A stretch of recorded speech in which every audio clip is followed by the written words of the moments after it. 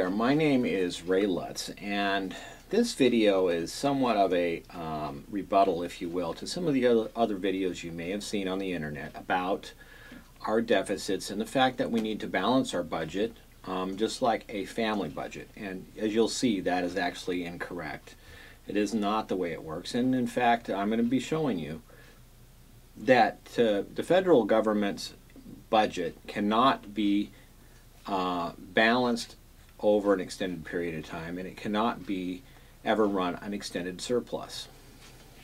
That may come as a shock to you, but let me just show you this here really quick. Now in this first, I just got a whole bunch of pennies right here, and this is going to represent some spending that the federal government does. First of all, there's some concepts you have to recognize. The federal government is the only entity in our economy that can create new money. Now it actually has delegated that creation of new money to the Federal Reserve Bank, and when it gets new money it actually has to pay interest on it. We'll show you in a second that there's no place for that interest to come from. But it has delegated that, but in essence, except for that minor detail, the federal government is the only place for money as a thing in itself. Now if you go out and you buy something, you have to use money that you've made from working, which is paid to you from someone else, and they get their money by getting paid from someone else and so forth. There's no source of money magically from anywhere. Let's say you have a stock that goes up in value, you sell it, the money that is paid for that comes from someone that got that money from somewhere else and so forth. So even though you may be able to make money, if you will, is a term that isn't exactly accurate. You're not making any money. You are just getting paid for services that you're provided by somebody else. There is no net increase in the amount of money in the system except when it's added in by the federal government. So I've got a pile of pennies here, and there's 144 pennies here.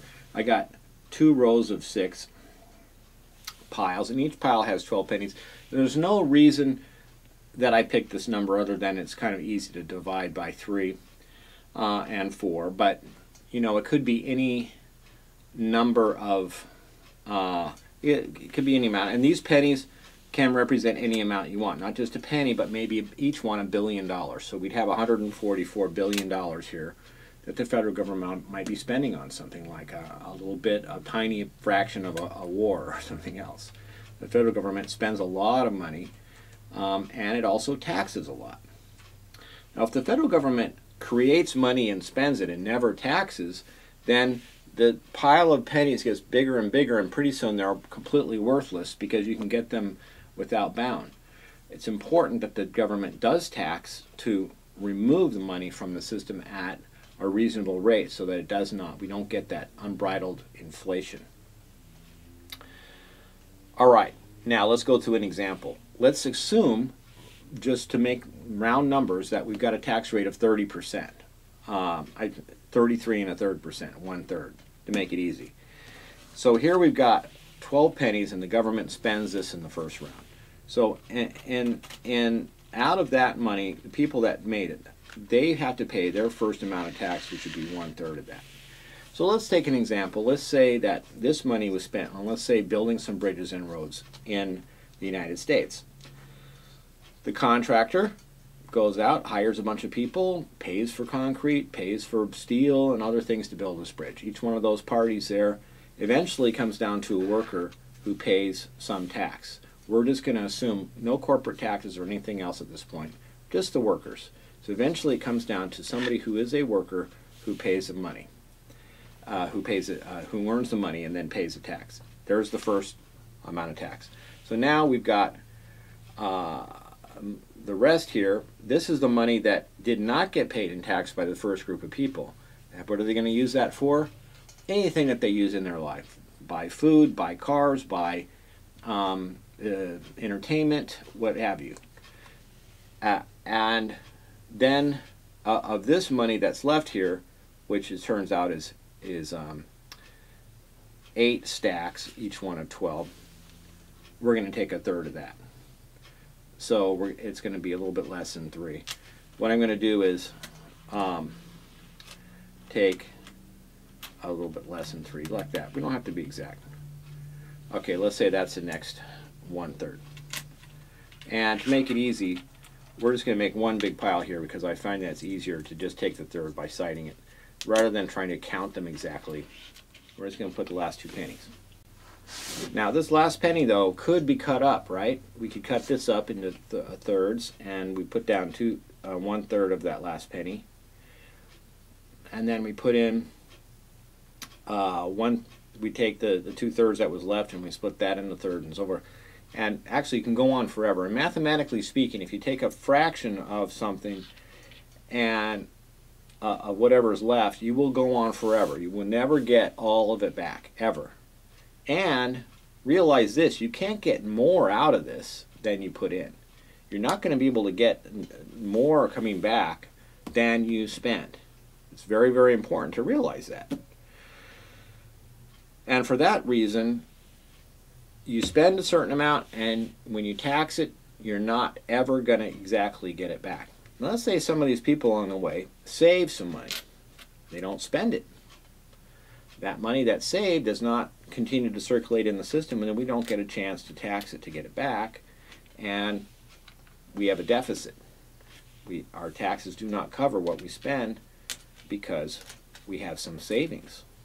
If we had some of this money that leaves the government in terms of going to another party, such as another country, that would be, you would think of that as a trade deficit, then that's not going to be something that we can get back either. Instead of what most people talk about, which is a tax where you have some money and then you spend it, what we're talking about is you first have money that you may have created from nothing, spend it, and then you try to tax it back. You cannot get it all back out of the economy, therefore you're not going to have a balanced budget every single time you try. So I got a bunch of piles here that are approximately the same size. All right, now let's do a different example. Let's take, instead of 1/3 of it, the money in the form of taxes, let's take 1/4. Let's reduce the taxes. And is that going to make the situation any worse? Well, we got 12 stacks here, and if 3 stacks is 1/4. Put those 3 stacks off. All right, and then we got 9 stacks. Okay. All right, well, I spent some time and I got these kind of lined out here so you can see. This is be approximately, and I didn't count them exactly, and sometimes, you know, since you have a fraction of a penny, you can't actually get it exact. But if we tax at 25%, we still get almost all the money back. Eventually, it's going to take more cycles for the money to come back at the lower tax rate. But it does all come back, except for a little bit at the end that you can never get. And if somebody saves it, or if we have a trade deficit and the money leaves the system, then we don't get that either. So at the end of any of these years, we may have a little bit of a deficit in our taxation and spending equation. These may happen pretty fast. In other words, the cycle of money and the money coming back to the government may happen pretty quickly or may happen more slowly. But when you average all of the spending that goes on in the government at different times, you're going to end up with not a dribbling out like this, because money is respent each time.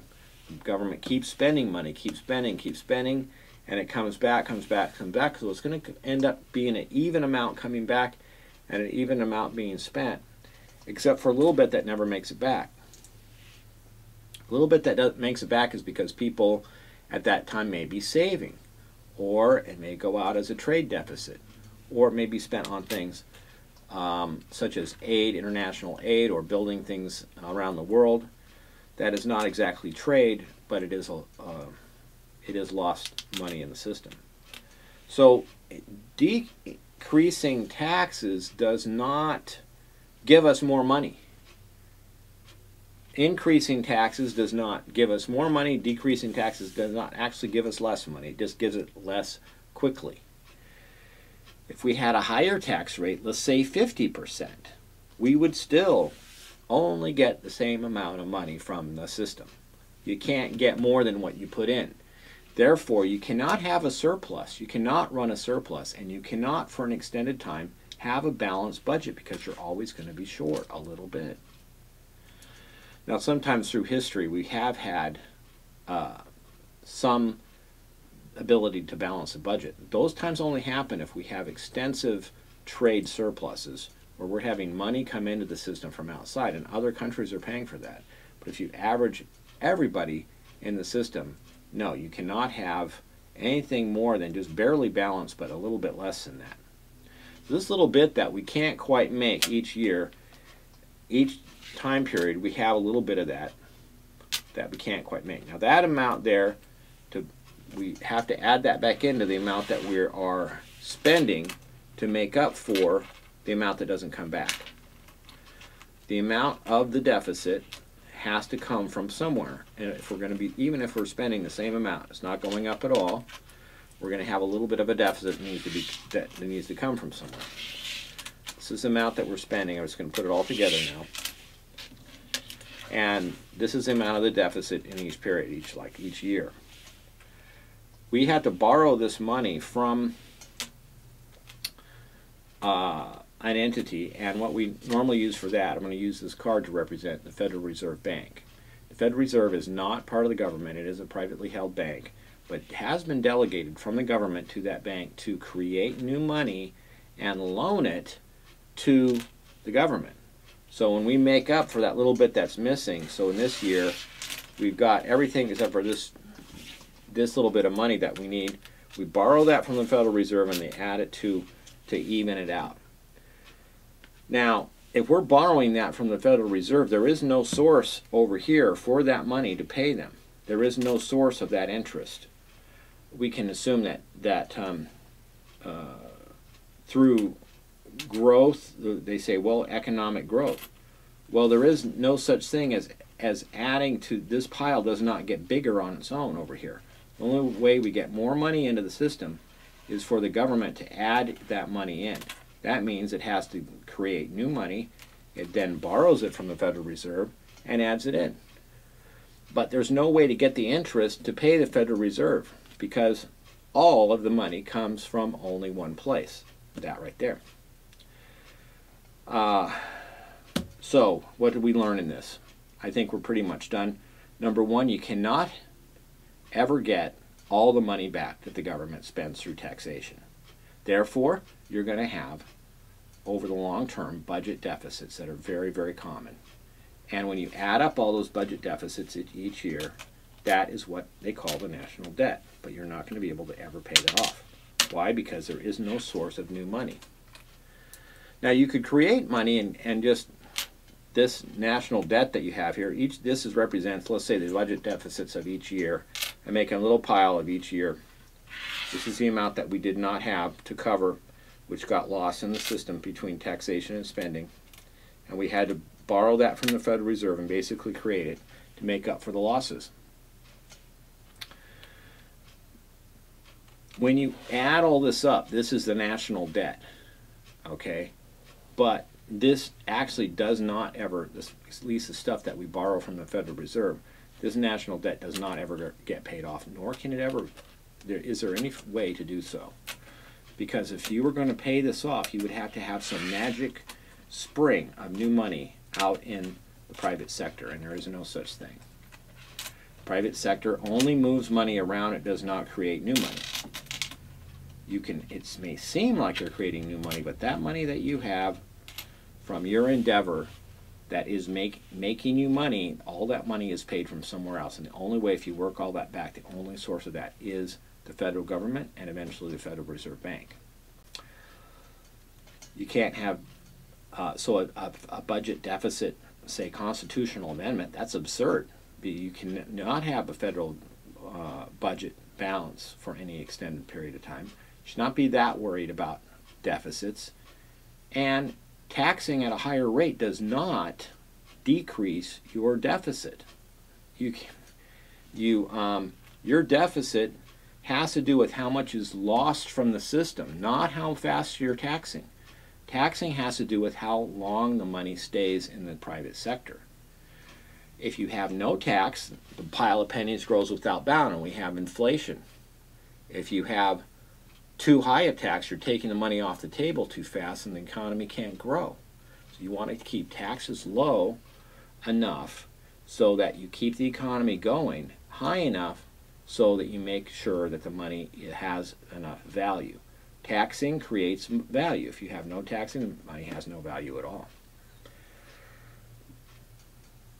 So I hope this compares with other videos that you've seen where they say, you know, here's how much your credit card debt is similar to the national debt. They're completely different things. They don't have any correlation whatsoever. The national debt is just simply a scorekeeping system, and it does not get paid off. It cannot get paid off, and if we do, and we do not hand it down to our children will do just fine for the money that they make during that time, and that they're passing around. That is a complete, I think, disservice for people to be talking about that our country is bankrupt and that we're so worried about this debt. And what that does is it encourages them to say, well, we need to spend less. And by spending less as well, you're not going to decrease the deficit either. Because if you spend less, let's say we spend less, we pulled this back and we put less in the economy, the amount that we tax is still going to only cover what we spent. We're going to have still a deficit out there. So spending less does not fix the deficit. Higher taxes does not fix the deficit. What happens is both of those things just removes money from the economy. It doesn't change the ultimate deficit. If we have less spending, then the economy is going to get tank, is basically. It's not going to have enough money to run. If we have too high of taxes, we're not going to have enough money to run. Same, it's basically those two things are equivalent. Tax rates are not going to recover more money than what we spend. If you increase the taxes to sky high, not as much, you're still not going to cover what you spend by a little bit. So what should we do? All right, we should spend the money wisely. When it does get spent, that first amount of money that goes out is very, very important that we actually spend it on something that is going to benefit the economy. If we build roads and bridges and so forth, things that actually help our economy run, then this money will be worth more by just a little bit because the economy is getting better. In other words, our infrastructure is getting better. This then helps our economy work better. We're going to be able to get maybe less losses in the system. We're going to be able to compete with our competitors around the world in order to keep our trade deficits from hurting us. If you spend it on, say, at the top by helping the banks recover, is that going to be as good as spending it at the bottom? And the answer is no. The closer to the bottom that you can spend things, the more that money is going to circulate amongst more people and build that fabric of our economy. Again, my name is Ray Lutz, and this video was an argument about how the balanced budget concept is basically a fraud, and how deficits are not that bad, and why we don't need to be worried about the national debt as much as people have said. Thank you.